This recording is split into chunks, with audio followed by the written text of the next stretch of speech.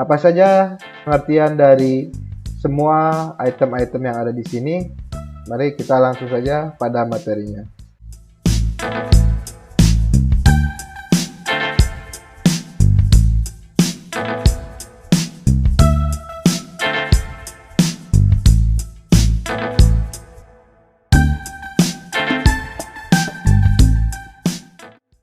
Saya Yudi Jatnika.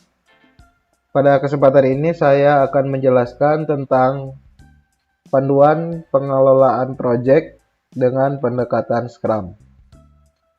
Scrum adalah sebuah kerangka kerja yang dapat digunakan untuk mengatasi permasalahan pengelolaan proyek yang kompleks dan adaptif. Nilai-nilai Scrum dapat diadopsi dan diadaptasi sesuai dengan kebutuhan. Baik, mari kita langsung saja pada materinya. Ini adalah gambaran singkat tentang Scrum. Di dalam Scrum itu ada sprint, ada roles, ada artifacts, dan ada events. Pada roles terdapat PO, DT, dan SM. Sedangkan pada artifacts terdapat PBL, SBL, dan increment. Lalu pada events terdapat planning, daily, review, dan retrospective. Apa saja pengertian dari semua item-item yang ada di sini? Mari kita langsung saja pada materinya. Pembahasan yang akan dibahas secara detail adalah tentang 1.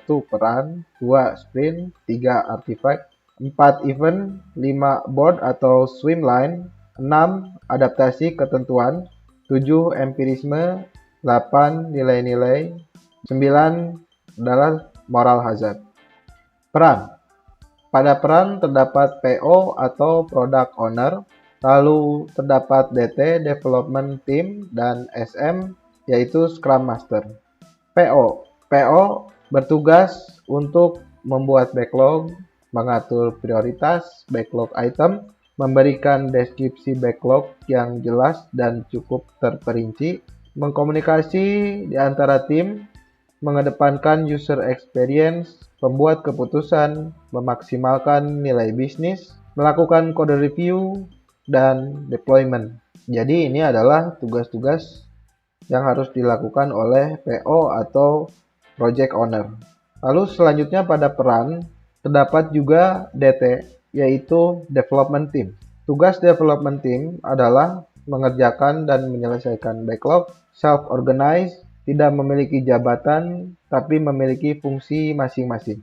Memiliki semua keahlian yang dibutuhkan sebagai satu kesatuan tim, jumlah DT di antara 3-9 orang. DT juga dapat melakukan code review apabila diminta oleh PO atau Product Owner. Lalu peran selanjutnya adalah peran SM. SM atau Scrum Master adalah sebagai mediator dan fasilitator konsep tentang praktek, tata nilai, dan aturan Scrum. Mengatasi masalah distribusi pekerjaan yang berhubungan dengan Scrum dan bisa saja memfasilitasi acara event Scrum. Selanjutnya ada Sprint. Sprint adalah jantung dari Scrum. Pada Sprint akan terdapat banyak tugas-tugas yang harus dikerjakan oleh DT. Sprint adalah sebuah batasan waktu kerja untuk mendeliver potensial releasable product increment. Satu sprint dapat berlangsung antara 1, 2, 3, dan 4 minggu. Batasan waktu maksimal adalah 4 minggu. Sprint mulai berjalan setelah sprint planning meeting selesai. Sprint adalah implementasi dari hasil sprint planning. Terdapat daily stand-up meeting selama sprint berlangsung. Sprint diakhiri dengan review dan retrospective meeting. Lalu ada artifact. Dalam artifact terdapat PBL atau Product Backlog dan SBL yaitu Sprint Backlog. Yang terakhir ada increment. Apa itu PBL atau Product Backlog? Product Backlog adalah task atau tugas-tugas yang harus dikerjakan oleh DT. PBL dibuat oleh PO. PBL adalah backlog yang belum masuk menjadi SBL. Ide-ide backlog yang akan dijalankan pada SBL bisa hanya berupa gambaran kasar atau judul. Tidak semua PBL akan dimasukkan sebagai SBL. PBL dapat mulai dikumpulkan sebelum sprint selanjutnya berlangsung. PBL perlu dirincikan sejelas mungkin sebelum masuk menjadi SBL. Jadi, PBL adalah tugas-tugas yang belum masuk ke dalam sprint. Selanjutnya ada SBL. SBL dibuat oleh PO. SBL akan dijalankan atau dikerjakan oleh DT atau Development Team. SBL atau Sprint Backlog adalah product backlog atau PBL yang sudah masuk ke dalam sprint. SBL harus memiliki deskripsi yang rinci dan semua development team mengerti maksud dan tujuannya. SBL dapat memiliki prioritas, due date, dan pengelompokan atau label. Namun, secara normal, DT atau development team harus memprioritaskan SBL yang sudah jelas dan dimengerti secara keseluruhan. SBL memiliki story point sebagai ukuran bobot kompleksitas pengerjaannya. SBL dapat memiliki relasi dan ketergantungan antara SBL 1 dengan SBL yang lain. SBL biasanya merupakan bagian kecil dari suatu epic. Lalu pada artifact kita ada increment. Increment adalah sisa dari SBL atau sisa dari sprint backlog dari sprint sebelumnya. Increment mempengaruhi jumlah SBL yang akan dieksekusi pada sprint berikutnya. Increment harus dievaluasi terlebih dahulu agar dapat masuk ke dalam SBL dan increment sebaiknya dihindari. Epic adalah suatu jenis story pada sprint yang besar yang di dalamnya terdiri dari backlog-backlog baik PBL maupun SBL. Gunakan Epic untuk mempermudah kategorisasi backlog. Selanjutnya, untuk terminologi story pada Scrum adalah story, SBL, PBL, backlog. Kita akan menyebutnya menjadi story. Cara mengisi deskripsi story adalah as a role, I want feature, so that benefit, and more description. Atau sebagai siapa, saya ingin fitur apa, sehingga mendapat manfaat apa, lalu deskripsi lengkapnya. Selanjutnya ada event. Event terdiri dari 4, yaitu planning, daily, review, dan retrospektif. Planning. Pada planning, kita akan membahas kinerja sprint sebelumnya dan kapasitas sprint yang akan dibuat. PO membahas objektif tujuan yang ingin dicapai dalam suatu sprint atau sprint goal. Pada planning, ini akan mengorganisir atau memilih PBL atau product backlog dan increment yang akan menjadi SBL pada sprint yang akan dibuat.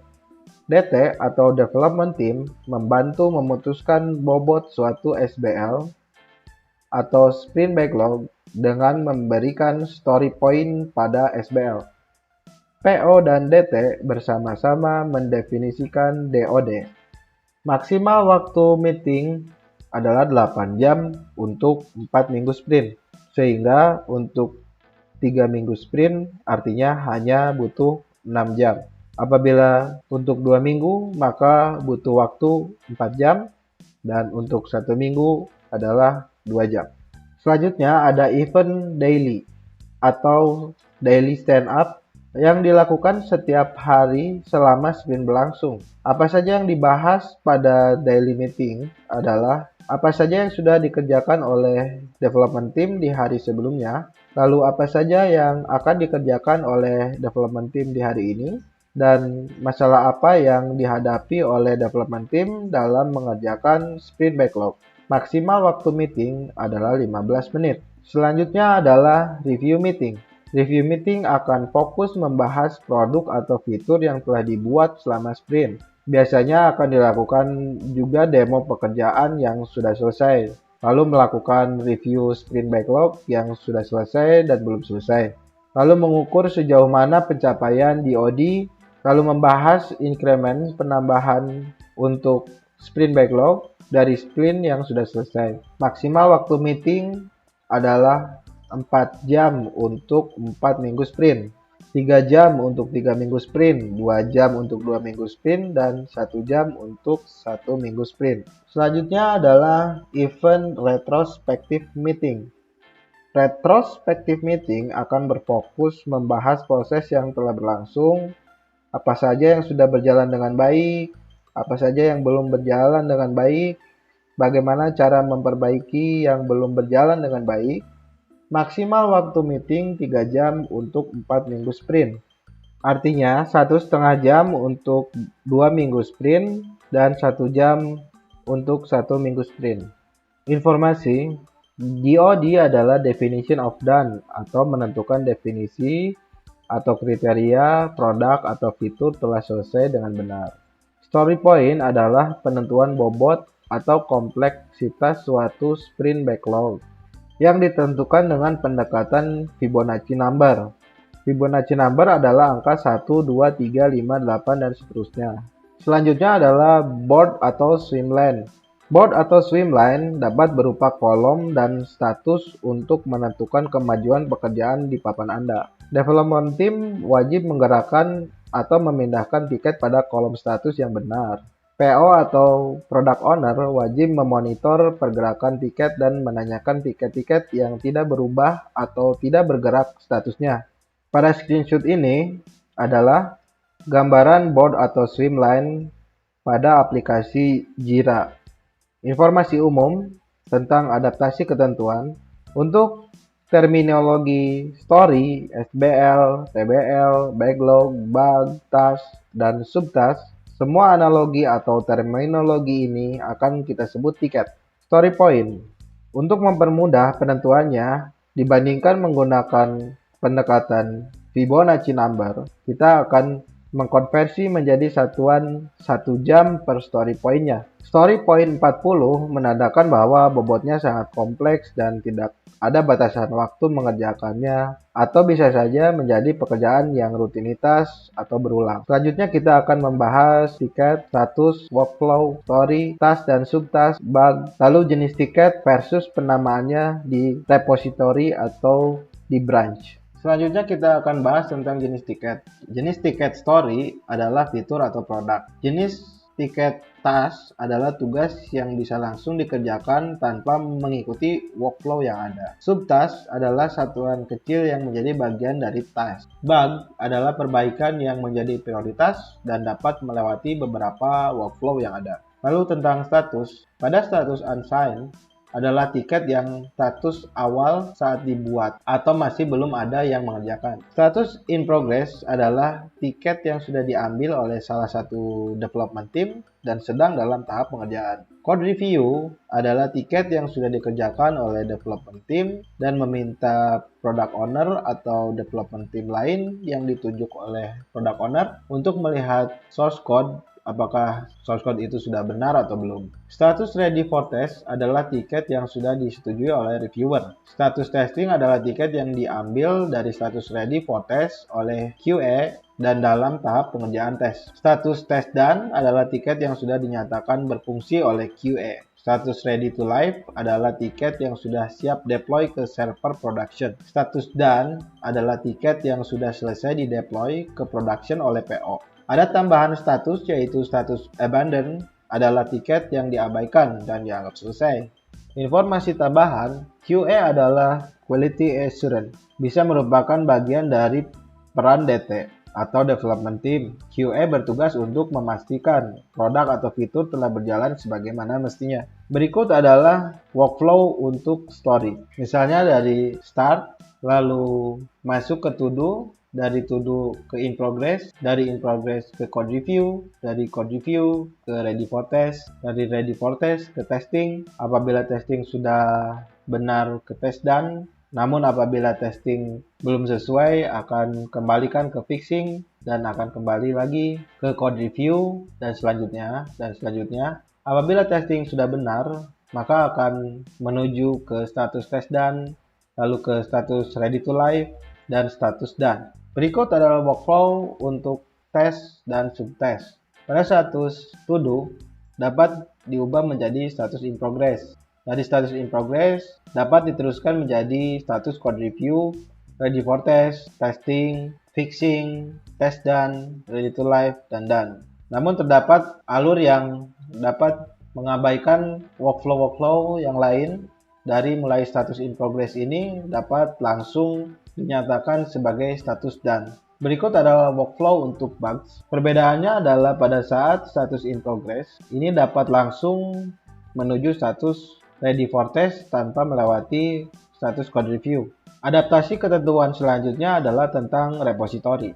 Pada repository, kita akan melakukan konversi istilah pada jenis tiket terhadap penamaan branch repository. Untuk pengerjaan tiket dengan tipe story, penamaannya adalah fitur/kode ditambah nomor tiket. Untuk pengerjaan bug, penamaan branch-nya adalah bugfix/kode tambah nomor tiket. Selanjutnya adalah konversi istilah pada status tiket terhadap perpindahan branch atau repository. Pada status in progress dan bug fixing, DT akan mengerjakan pada branch fitur atau bug fix. Pada status code review, repository harus berada dalam status pull request ke develop branch. Pada status testing, status branch harus berada pada branch develop. Pada status ready to live, branch harus dalam status pull request ke master branch.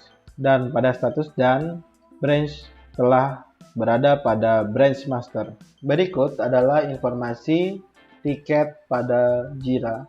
Nomor 1 adalah nomor tiket. Perlu diingat bahwa nomor tiket ini akan digunakan untuk penamaan branch di repository, misalnya fitur/occt-5.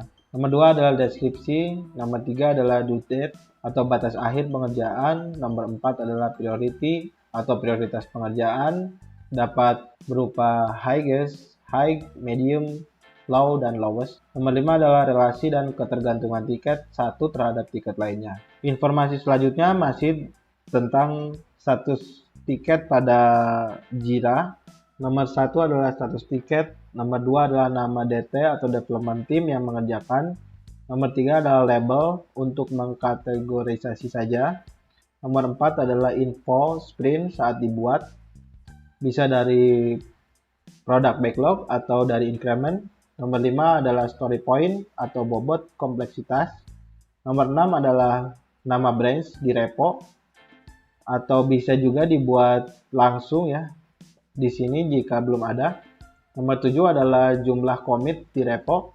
Nomor 8 adalah nama development team atau product owner pembuat tiket.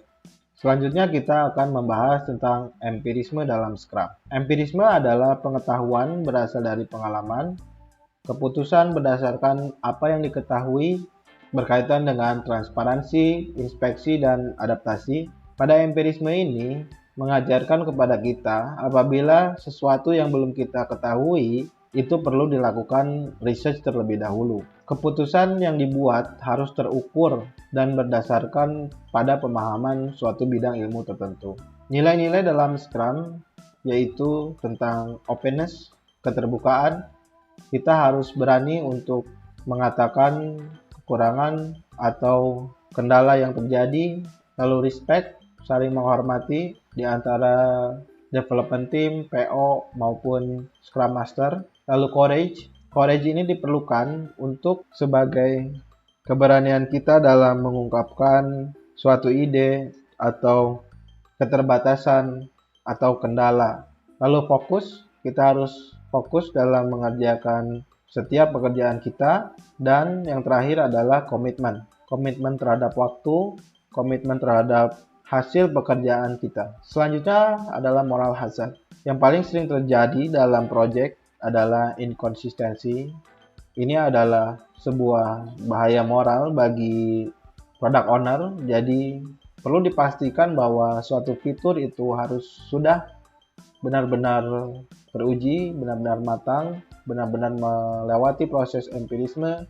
Dan yang kedua adalah under atau over promise. Misalnya apabila seorang development team sedang mengerjakan tugas-tugasnya, dia mengambil tugas dengan banyak, nampak adalah suatu over promise bagi development team yang lain. Namun pada kenyataannya development team tersebut tidak menjalankan tugas-tugasnya sesuai dengan komitmen. Itu yang disebut over promise. Dan under promise juga tidak baik, terlalu banyak berpikir atau overthinking. Baik, itu saja Untuk pembahasan kali ini, saya Yudi Jatmika. Terima kasih.